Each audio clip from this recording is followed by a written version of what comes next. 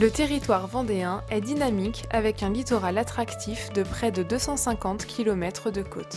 Cependant, il est confronté à des risques de submersion marine et d'inondation, comme l'a tragiquement démontré la tempête Xynthia en février 2010.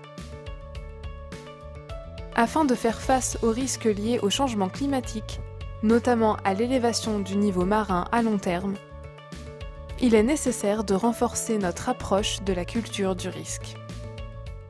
Je pense que moi, c'est par la connaissance d'abord des événements qu'on peut prendre conscience de ce qui peut arriver. Il y a quand même des choses à comprendre. Par exemple, là sur le barrage, il y a encore beaucoup d'enfants qui disent que le barrage sert à gérer les inondations. Or, ce n'est pas le premier rôle du barrage. Sensibiliser, informer et acculturer est un objectif pour que tous les citoyens connaissent les risques de son territoire, les bons comportements à adopter en cas de catastrophe et deviennent ainsi acteurs de sa propre sécurité.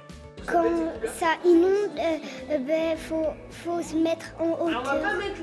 Par rapport à ma génération, ils ne sont pas moins sensibilisés, ils ne sont pas plus sensibilisés, ils sont sensibilisés différemment. Ce qui est intéressant, c'est de voir qu'il y a des gens, c'est leur travail, et qui nous protègent, où il y a de la prévention. Cependant, informer sur les risques naturels est essentiel pour éveiller les consciences, favoriser une culture du risque. Qu'est-ce qu'une zone inondable ? C'est une zone qui a déjà subi une inondation. La connaissance de ce risque, cette cartographie des zones inondables, on va la retrouver dans les documents d'aménagement du territoire, dans les plans locaux d'urbanisme, dans les schémas de cohérence territoriale.